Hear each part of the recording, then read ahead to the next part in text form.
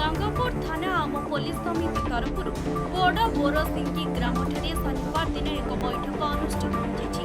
गंगापुर थाना अधिकारी दिनेश कुमार दास अध्यक्षतार आयोजित कार्यक्रम में एसडीपीओ शुभ्रांशु शेखर मिश्र, एएसआई सुब्रत सामंतराय, एक सरपंच एस रामेश्वर पात्र, समिति सभ्य ममता भोल, समाजसेवी भंज प्रधान, शिव प्रसाद प्रधान, बाबुला प्रधान, बांबा राउत, कृष्ण गौड़ प्रमुख कार्यक्रम में सामिल होते। गाँ गहली और आखपाख अंचल गुणी गारेडी भली दुर्बल मानसिकता अनेक समय सामाजिक समस्या और आईन श्रृंखला परिस्थिति सृष्टि करुछि। एभली विश्वासठाରୁ ଦୂରେଇ ରହିବା ପାଇଁ ଉପସ୍ଥିତ ଥିବା ଜନସାଧାରଣଙ୍କୁ ସଚେତନ କରାଯାଇଥିଲା। ଜନସାଧାରଣଙ୍କୁ ସାଇବର ଠକେଇରୁ କିଭଳି ଠକାମିର ଶିକାର ନ ହେବେ ସେ ଉପରେ ସଚେତନତା କରିଥିଲେ।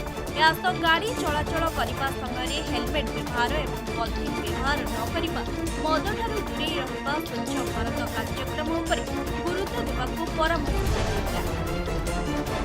ବେଲକୁଠାରୁ ସୁଶାନ୍ତ କୁମାର ବେହେରାଙ୍କ ରିପୋର୍ଟ।